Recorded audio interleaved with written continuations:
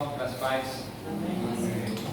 Nessa oportunidade eu gostaria de convidar os queridos irmãos para estarmos abrindo as nossas Bíblias em Gênesis capítulo 32. Gênesis capítulo 32, vamos ler do versículo 1 ao versículo 12, depois do versículo 22 ao 32. O tema da mensagem é o encontro que transforma, quando Deus confronta e cura. Diz assim a palavra do Senhor: também Jacó seguiu o caminho, e anjos de Deus lhe saíram a encontrá-lo. Quando os viu, disse: esse é o acampamento de Deus, e chamou aquele lugar Manaim.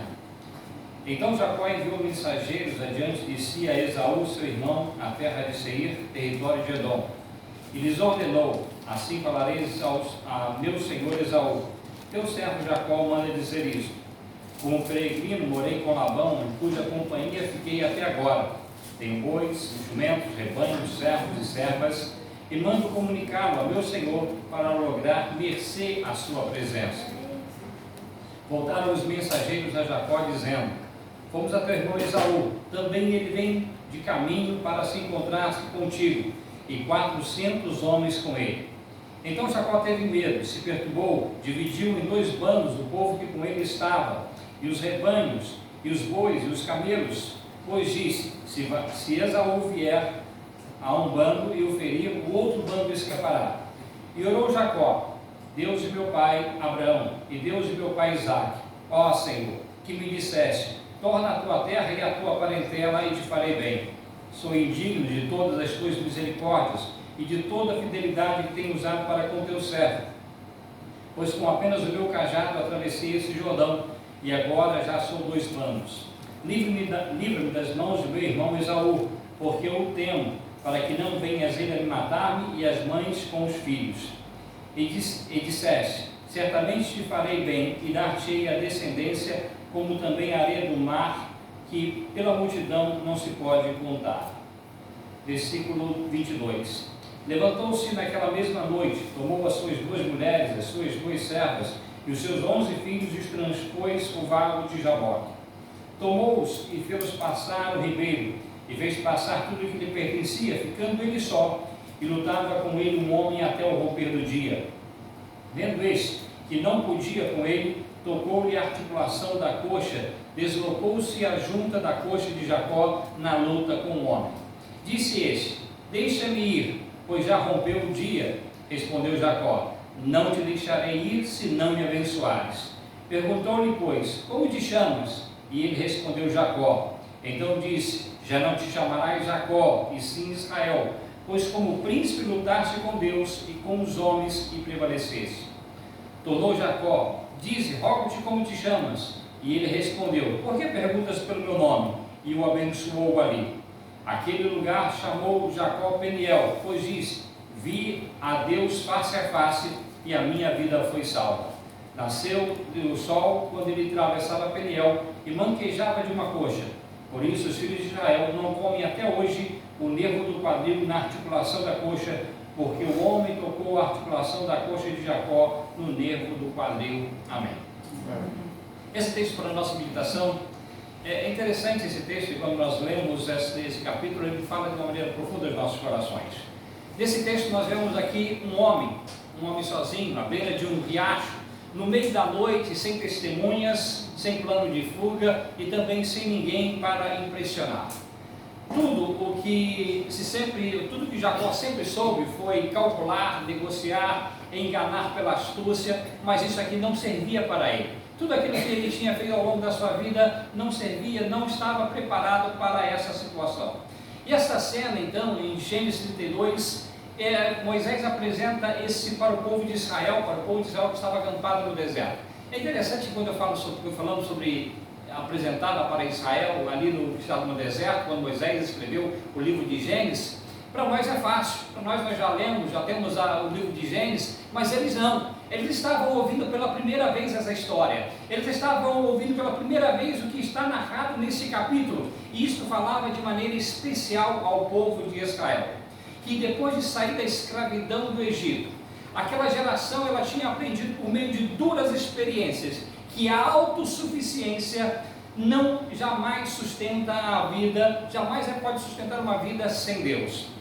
E Moisés, então, ele não apresenta os patriarcas, a história dos patriarcas, dos fundadores das 12 tribos de Israel, como modelos de perfeição, mas como homens que precisavam ser moldados, que precisavam ser quebrados antes de que se tornarem instrumentos da graça divina. E ao ouvir essa história, essa narrativa, Israel no deserto podia reconhecer a sua própria história. Assim como Jacó, o povo também havia aprendido a depender da provisão divina no deserto, mas repetidamente eles se voltavam para os seus próprios recursos. Eles buscavam, tinham entendido, viram a provisão de Deus, mas frequentemente eles queriam ter o controle e voltavam para as suas próprias escolhas. E em Gênesis 32, nós podemos ver que até mesmo o homem mais astuto das Escrituras, ele chega ao momento em que Deus o confronta sozinho, longe de todas as suas estratégias, longe de todos os seus enganos, ele é confrontado com Deus. E é justamente nesta noite que ele recebe aquilo que jamais poderia conquistar por si mesmo. Esse episódio, ele marca aqui o ponto de virada na vida de Jacó. É uma experiência que marca profundamente toda a sua vida, toda a sua história. O homem cujo nome significava Jacó, que significava enganador, torna-se agora Israel, que significa aquele que luta com Deus. A bênção que Jacó tinha conquistado anteriormente, através da astúcia, agora ela é recebida pela mão de Deus após ele ter sido ferido pelo Senhor. Isso nos mostra que o patriarca, que evitava confrontos, é levado aqui ao encontro mais decisivo da sua vida, um encontro, uma luta face a face com o Senhor. E esse acontecimento então ele redefine completamente o nome que Israel carregaria, que Jacó carregaria com Israel para sempre.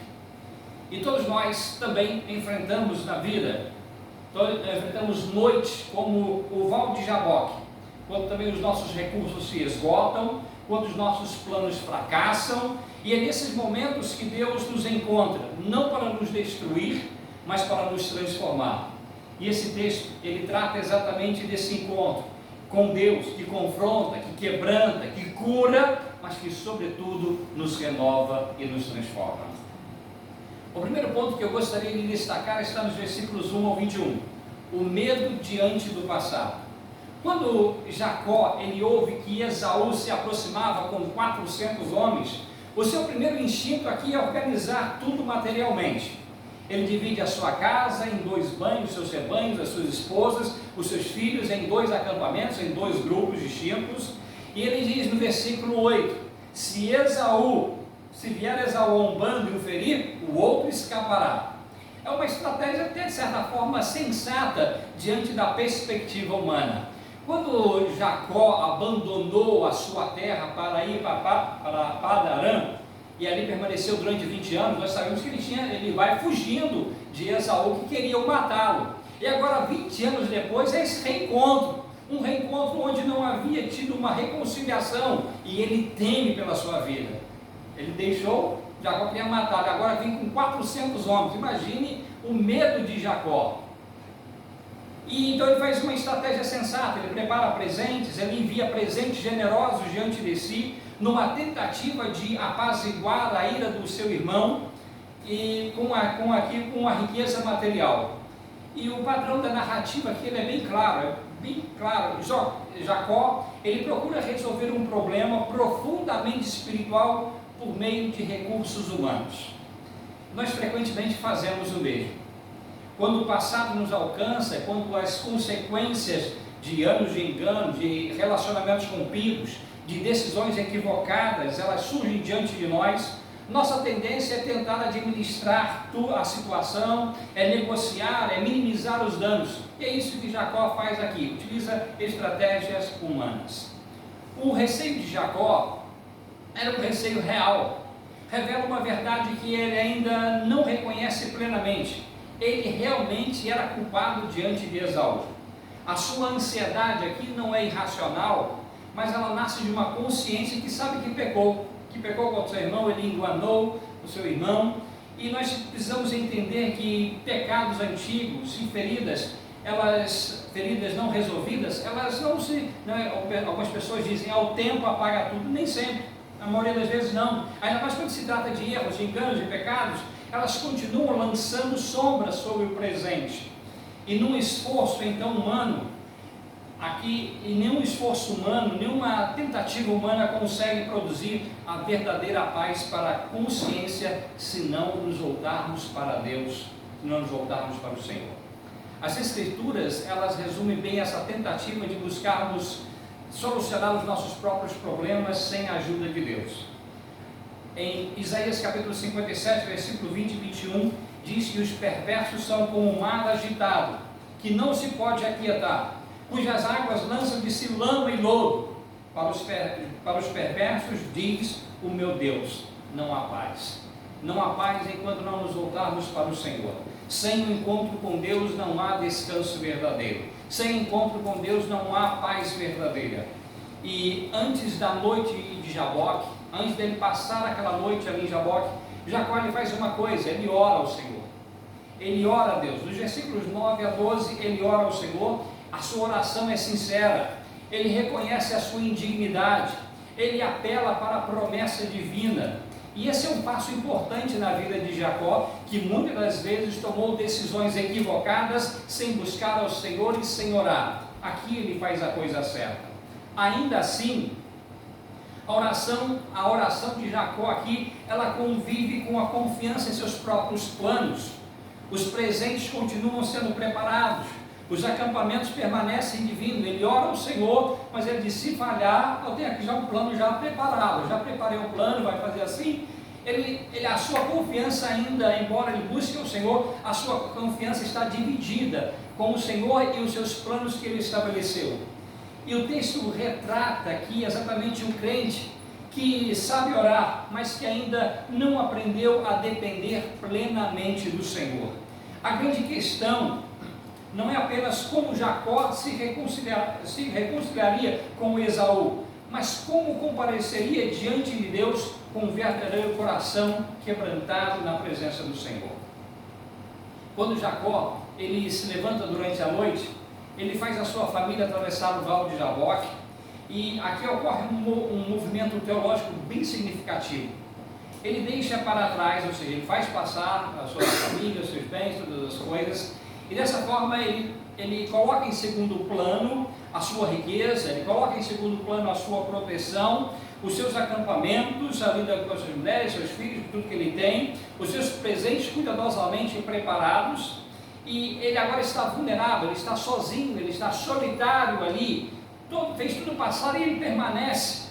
E essa vulnerabilidade não representa derrota, mas aqui é o início de algo que nenhuma estratégia humana consegue produzir. Ele está sozinho diante de Deus, ele está sozinho, ele deixou, não tem os seus bens, não tem os seus amigos. E isso não é uma vulnerabilidade, não é uma fraqueza, mas apenas é aquilo que Deus quer realmente que nós façamos, nos coloquemos diante dele sem nenhuma confiança em nada mais. E para o crente que carrega o peso de relacionamentos quebrados, de decisões equivocadas e culpas não resolvidas, nós encontramos aqui uma mensagem de esperança. Deus, ele nos conduz a um lugar onde os nossos recursos se esgotam, não para nos destruir, mas para nos encontrar. E para que esse encontro aconteça, muitas das vezes, ele nos leva à solidão, à solicitude, a um local onde nós estamos, não podemos colocar a nossa confiança em nada mais a não ser no Senhor, onde entendemos que precisamos de Cristo, precisamos de Deus mais do que qualquer outra coisa na nossa vida. O segundo ponto que eu quero destacar está nos versículos 22 ao 24, que é a noite em que Jacó ficou a sós. No versículo 24 diz, ficando ele só, e lutava com ele um homem até o romper do dia. E poucas frases das Escrituras carregam um peso tão grande aqui. Ele tinha colocado tudo em segundo plano, a sua família, os seus bens, tudo que ele havia preparado, e agora ele permanecendo sozinho, no escuro, à beira de um riacho, do riacho de Jaboque, o vale de Jaboque. E é nesse momento de absoluto isolamento que acontece um encontro que transformou profundamente a sua vida, que transforma a sua vida para sempre. E a Bíblia nos fala então que um homem lutou com ele. Um homem vem e começa a lutar com Jacó ali sozinho. Imagina, ele está sozinho, talvez vão tirar um tempo para ser pensativo, um tempo de reflexão, e aparece um homem que luta com ele durante toda a noite. Ele não imaginava, não esperava isso. E quem era esse homem que aparece aqui, que Gênesis, aqui nesse texto de capítulo 32, apenas chama de um homem? Em Oséias capítulo 12, versículo 4, ele é identificado como o anjo, entendido como o anjo do Senhor, uma manifestação divina presente em outras passagens do Antigo Testamento. Muitos estudiosos consideram esta aparição uma manifestação pré-encarnada de Cristo, a segunda pessoa da Trindade, como o anjo do Senhor. A linguagem do texto aqui ela é profundamente teológica. Não se trata de um ataque comum, mas de um encontro divino ordenado. Séculos depois, Oséias ele esclarece essa realidade quando diz, Oséias 12:4, ele diz: como varão lutou com o anjo e prevaleceu, chorou e lhe fez súplicas, e em Betel achou ali e ele falou conosco. Esse mostra exatamente esse encontro com Deus que Jacó tem naquela noite escura. O protagonista aqui, o personagem principal, ele aqui, durante todo esse acontecimento, é exatamente o próprio Deus. Antes de resolver o problema com Esaú, Jacó teria que tratar primeiro com Deus. Antes de resolver o problema com seu irmão, Jacó precisava de um encontro com o Senhor que o transformaria profundamente. Charles Spurgeon, ele diz que as provações nos ensinam o que somos. Elas escavam no solo e fazem brotar no poço da nossa natureza. A noite em Jaboque confirma essa verdade. Durante toda a madrugada, Jacó lutava com esse homem misterioso.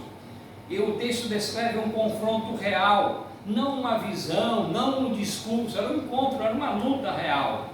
E Deus aqui, ele não esmaga Jacó, ele luta com ele. E essa luta tem um propósito específico. Deus poderia facilmente esmagar Jacó, mas aqui Deus queria transformar e ensinar a Jacó lições profundas.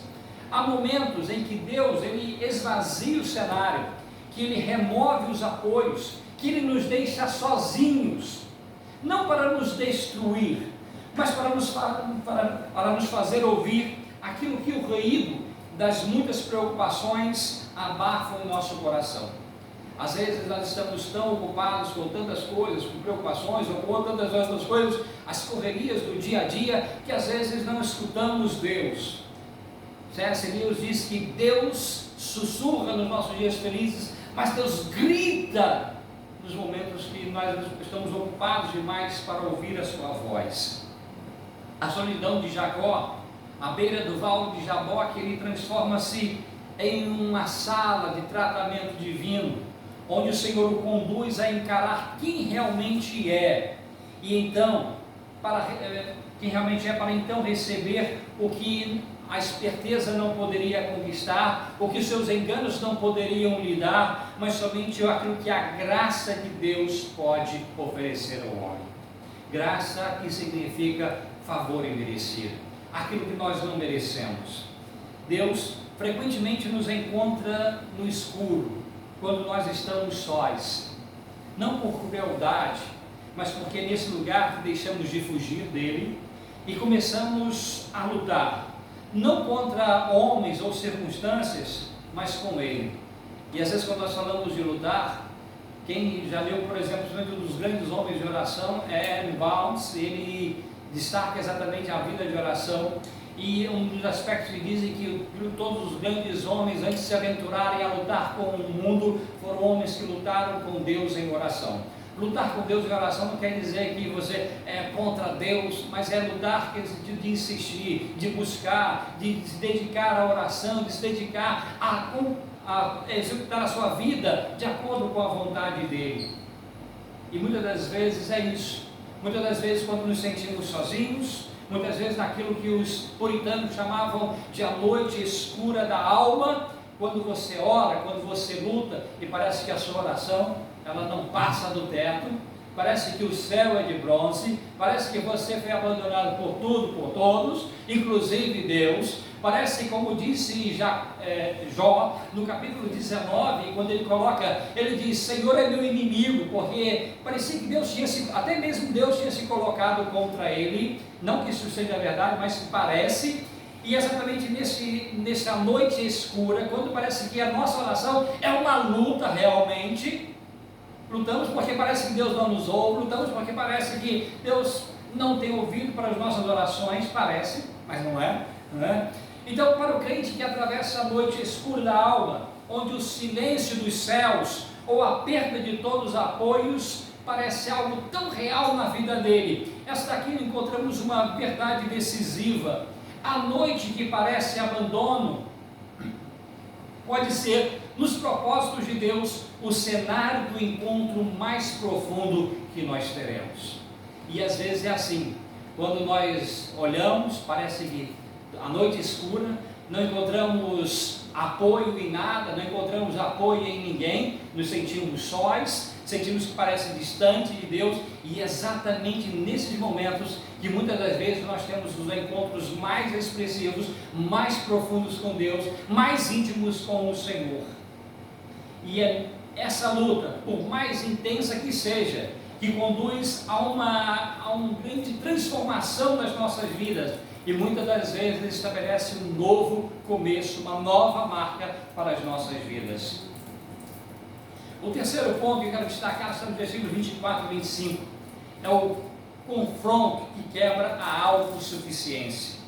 Quando o amanhecer se aproxima e a luta persiste, o texto registra no versículo 25, vendo este que não podia com ele, tocou na articulação da coxa e a desconjuntou. Essa é uma ação singular. Deus não derrota aqui o seu servo pela força, mas toca exatamente o ponto que o sustentava a sua resistência. É interessante que quando exatamente tem um sentido, um significado, aqui a coxa onde ele toca ali era aqui onde ele se sustentava, onde ele poderia se manter de pé. Ao tocar ali ele perde o equilíbrio, ele perde a capacidade de se manter. Exatamente nos mostra aqui a estrutura que permitiu o movimento, ela é quebrada. E nesse momento, quando Jacó então está sendo vencido, não quando Jacó está sendo vencido, mas quando já não pode lutar da mesma maneira, que a transformação ela começa. Elizabeth Elliot, ela diz que Deus não protegerá de nada que o tornará mais semelhante a Jesus. Às vezes, Deus não nos protege. Por que Deus não me livrou isso? Por que Deus não fez isso? Por que Deus não me livrou dessa situação? É porque muitas das vezes é naquela situação que você vai ter as maiores experiências com Deus. É através daquela luta que você vai aprender a confiar mais perfeitamente no Senhor. Jacó, ele precisava chegar ao fim das suas forças para que pudesse agir, para que Deus pudesse agir em sua vida. Deus não está dizendo que ele deve desistir, mas está mostrando aqui que os seus próprios recursos não eram suficientes. A autossuficiência que tantas vezes trouxe vantagens para Jacó, agora não pode salvá-lo. Ele achava que podia fazer tudo, ele achava que podia resolver todos os seus problemas, e aqui ele vê que não. Aqui ele vê que aquilo, a sua autossuficiência não bastava, ele precisava agora reconhecer a sua total incapacidade. E a troca aqui é clara, a fraqueza humana em troca do poder de Deus. Ele reconhece que na sua própria força não podia fazer nada. E quando o toque divino, então, ela desloca a articulação da coxa de Jacó, torna-se evidente que ninguém luta de igual para igual contra Deus. Não podemos lutar, Ele é o Criador, Ele é o Senhor, somos apenas seus servos. Jacó é vencido justamente no ponto que ele se julgava mais forte. E ele aprende aqui que a força da carne não garante as bênçãos do reino de Deus. O Senhor também confronta a nossa autossuficiência, não por crueldade, mas por misericórdia. porque enquanto nos consideramos fortes, enquanto nós nos considerarmos fortes, jamais descansaremos plenamente naquele poder que se aperfeiçoa na fraqueza. O poder de Deus, como disse Paulo, ele se aperfeiçoa na nossa fraqueza. Enquanto não reconhecermos isso, não experimentaremos esse poder de Deus nas nossas vidas. Quando acharmos que podemos, que na nossa força, na nossa capacidade, conseguiremos, não experimentaremos esse poder que se aperfeiçoa na nossa fraqueza. E então Jacó, com a coxa ferida, ele já não podia sustentar o peso do seu próprio corpo. E então, nesse momento, ele aprendeu a apoiar-se naquele que o havia ferido, e que, paradoxalmente, era o único que podia abençoá-lo também. E esse padrão, ele se repete na vida do crente. As feridas que Deus permite, muitas vezes, nas nossas vidas, são instrumentos da misericórdia divina, que arrancam a nossa autossuficiência, a nossa autoconfiança, e nos mostram como confiar nele plenamente. Quem nunca foi tocado também no seu naquilo que sustentava, na sua autoconfiança, na sua autossuficiência, ainda não experimentou, ainda não aprendeu verdadeiramente a confiar totalmente e completamente no Deus que pode todas as coisas. O quarto ponto é a insistência de quem sabe que precisa da graça. Versículos 26 a 29. Quando a sua coxa é desconjuntada, Jacó ele não pode mais lutar, e então mas ele não solta o adversário. É interessante, ele não podia mais se sustentar, agora já sem forças para apoiar o seu corpo, mas ele se agarra àquele homem, ele se agarra, ele não deixa o seu adversário, e ele agarra com mais firmeza ainda, e ele diz no versículo 26, não te deixarei ir, se não me abençoares. E esse pedido aqui é notável.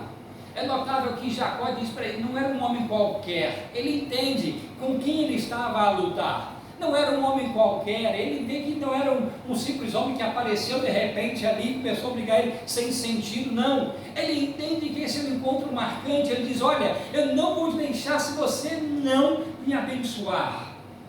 Jacó podia também ter pedido cura, não, minha perna está, agora eu estou mancando, não consigo andar, me cura agora desse, machucou aqui, cura. Ele podia ter pedido cura, podia ter pedido restauração da força, ou livramento do encontro.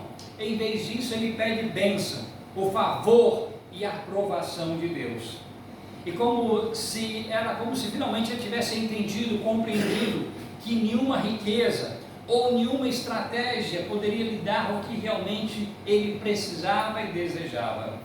Aqui Jacó, quebrantado, ele alcança a unidade de coração que lhe faltara durante toda a sua vida, aquilo que ele entende profundamente do seu coração.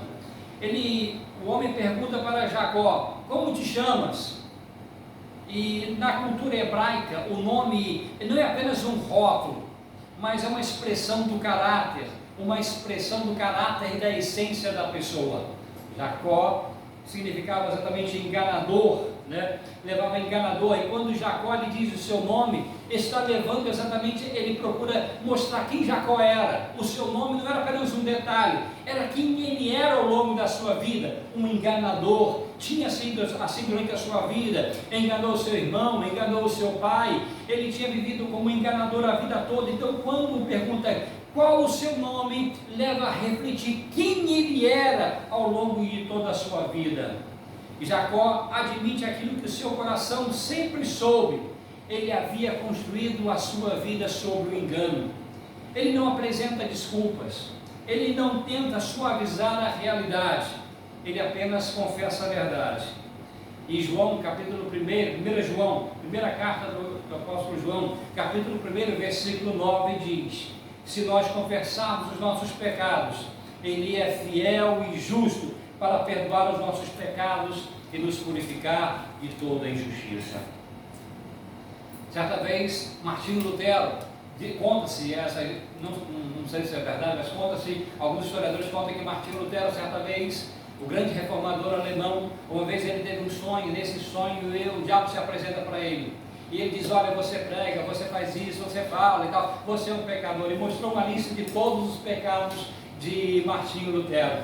E Martinho Lutero leu e falou assim, realmente, estão aqui todos os meus pecados, Mas havia uma última linha em branco, e na última linha em branco ele pega uma caneta e ele escreve: mas o sangue de Jesus Cristo, o seu Filho, nos purifica de todo o pecado. A vida de Jacó tinha sido marcada pelo engano, a vida de Jacó tinha sido, mas nós encontramos aqui a graça de Deus, que restaura o homem, que restaura, que muda a vida daqueles que se aproximam de Deus, daqueles que buscam o Senhor, aqueles que põem a sua confiança no Deus Todo-Poderoso. Em seguida, no versículo 28, o homem declara: já não te chamarás Jacó, e sim Israel, pois como príncipe lutaste com Deus e com os homens e prevaleceste. E aqui ocorre uma transformação de identidade. Jacó, o enganador, torna-se Israel, aquele que luta com Deus. A sua determinação continua a mesma. A determinação de Jacó não muda, mas ela é redirecionada. Muitas vezes nós imaginamos que quando Deus nos salva, quando Deus nos transforma, precisamos jogar tudo fora. Não, na verdade nós precisamos redefinir as nossas prioridades. Ele agora, todos os dons, os talentos, o que nós aprendemos, nós agora redirecionamos para a glória de Deus, para viver uma vida que glorifique ao Senhor. A determinação de Jacó continua, mas agora é redirecionada. Antes era usada para enganar, mas agora para buscar a Deus. O que antes servia ao pecado, agora torna-se, pela graça, instrumento da fé. E esse é o modo de Deus agir com o pecador. Ele não destrói a personalidade, mas a redime, a transforma, redirecionando as suas forças para novos propósitos e objetivos. E depois de quebrantado, Jacó ele não se afasta, mas ele se apega ao Senhor. A sua insistência aqui já não é a de quem pretende controlar a Deus, mas sim a de quem reconhece que sem a bênção do Senhor não há futuro e não há verdadeira paz e felicidade. E essa perseverança humilde retrata a fé que nasce do confronto com a graça. O pecador transformado aprende a clamar, não com presunção, mas agora em santa dependência do Senhor. E essa dependência acompanha o crente durante toda a sua vida, é uma marca na sua caminhada com Deus. Dependemos de Cristo em todos os momentos e em todas as situações, nunca na nossa própria força, nunca na nossa própria capacidade. São instrumentos que podemos usar para a glória de Deus, mas uma total, completa dependência do Senhor em toda a nossa caminhada. E o último ponto que quero destacar aqui é a marca de um encontro que transforma, versículos 30 a 32. Quando Jacó pergunta o nome do seu adversário, ele recebe uma resposta intrigante. Por que perguntas pelo meu nome? Versículo 29. O mistério aqui ele é mantido propositalmente. Jacó não recebe um nome pelo qual possa invocar seu confrontador. Apenas sabe que Deus o encontrou face a face e que a sua vida foi preservada. Ele chamou aquele lugar, no versículo 30, diz que aquele lugar chamou Jacó Peniel, pois diz: vi Deus face a face e a minha vida foi salva. E o nome aqui, ele é teológico, antes de ser geográfico. Peniel significa face de Deus, é esse o significado do nome Peniel. E ele marca o lugar onde o homem mais astuto das Escrituras encontrou o único diante de quem a astúcia não prevalece, que conhece todas as coisas, não pode ser enganado por nada nem por ninguém, porque conhece todas as coisas perfeitamente. O encontro não deixa Jacó ileso. O versículo 31 diz: nasceu-lhe o sol quando ele atravessava Peniel e manquejava de uma coxa. Por toda a vida ele carregaria a marca daquela noite. João Calvino explica que esse sinal ficou manifesto a todos os fiéis, que eles só podem sair vitoriosos de suas provações se forem golpeados e feridos no conflito. Ele é marcado, ele foi marcado e marcado para sempre. Aquilo ali seria uma marca que ele se lembraria durante toda a vida. As cicatrizes, elas existem para nos lembrar de que algo aconteceu. Às vezes você tem uma cicatriz no corpo, você nunca mais diz: olha, essa cicatriz aqui foi quando eu tive aquele pequeno acidente, aquilo aqui, nos marca para a vida toda. E exatamente essas marcas que marcam, que você carrega com a vida toda. O coxear de Jacó não era motivo de vergonha, mas a evidência de que agora a sua vida tinha sido transformada e ele pertencia a Deus. O encontro que transforma sempre deixa marcas. Elas não são cicatrizes de derrota, mas de vitória.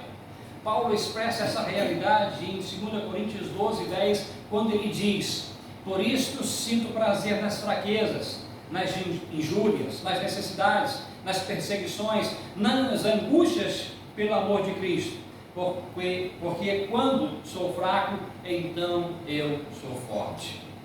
Jacó saiu mancando de Peniel, mas saiu abençoado, e isso muda tudo. Para o crente que carrega marcas físicas, emocionais, espirituais, esse episódio ele nos oferece consolo. As cicatrizes deixadas por um encontro com Deus não são sinais de derrota, mas evidências de uma vida transformada.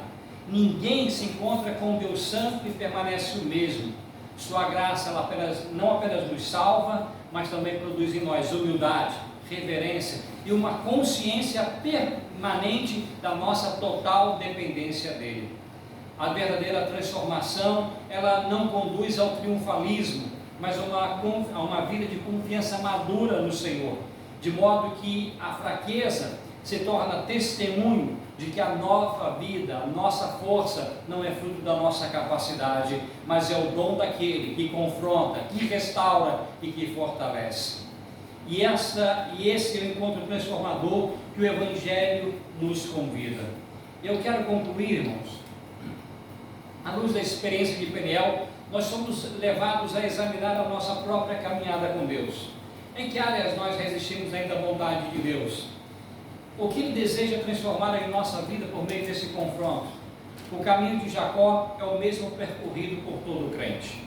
Chega um momento em que a nossa sabedoria ela se esgota, em que as nossas forças elas falham, e somos deixados sós, a sós com Deus na escuridão, na noite escura da alma. E é nesse lugar que nós clamamos ao Senhor por misericórdia. É nesse lugar que nós reconhecemos a nossa total dependência de Deus. É nesse momento, então, na noite escura, que nós pedimos: Senhor, abençoa-me. E Deus, em sua graça, não nos rejeita. Ele nos marca, Ele nos transforma e Ele nos muda. Mas a história não termina em Peniel. Aquela noite na fronteira da terra prometida, apontava para algo infinitamente maior. Apontava exatamente para Cristo.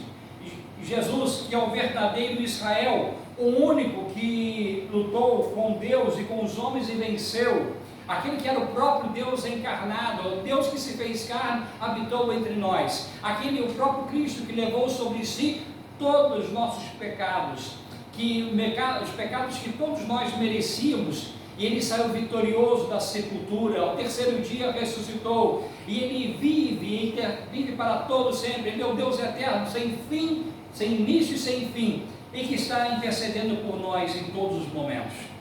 E esse episódio, ele ilustra então um princípio fundamental da vida cristã: ninguém sai do encontro com Deus da mesma maneira que entrou. Assim como Jacó, nós também somos chamados a abandonar a nossa autoconfiança e nos render ao Senhor. Aquele que confronta o pecado também concede graça, e Ele concede graça, transforma o caráter e abençoa aqueles que se submetem à sua vontade. Quem verdadeiramente se encontra com Deus jamais permanece o mesmo, e que nós possamos, como Jacó, descobrir na noite mais escura da vida, não o abandono de Deus, mas a sua face. Que possamos também, ainda que saiamos marcados ali, feridos, mas saiamos marcados levando a bênção de Deus, e que ao final da caminhada possamos repetir como Jacó no versículo 30: vi a Deus face a face e a minha vida foi salva. Amém. Oremos ao Senhor. Senhor, nós queremos te agradecer, ó Pai, pela tua graça, pela tua bondade, pela tua grande misericórdia, Senhor. Queremos te agradecer, ó Deus, pela tua palavra, que tu nos lembra, Senhor, que assim como Jacó éramos indignos, Senhor, não éramos merecedores da tua graça, da tua bondade, da tua misericórdia. E Senhor, também, Senhor, éramos tão falhos, pecadores, como foi Jacó, Senhor. E a nossa vida foi profundamente marcada por ti, Senhor.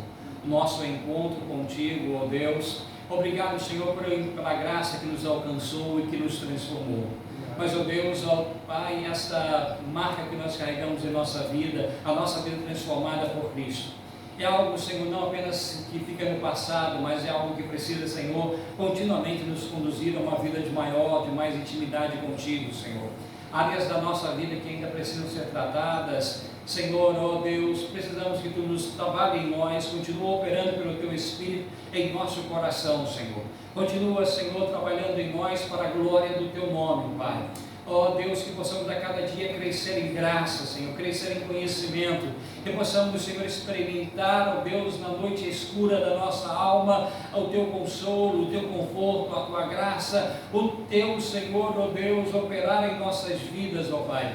E que possamos, Senhor, ser marcados a cada dia pela Tua fidelidade, pela Tua bondade, pela Tua misericórdia, que jamais nos abandona, Senhor. Obrigado por tudo que Tu tens feito, pelo que Tu estás a fazer e continuarás a fazer em nós, Senhor, por nós, para a glória do Teu nome. É o que nós te pedimos agradecidos em nome de Jesus. Amém. Deus abençoe todos os meus irmãos.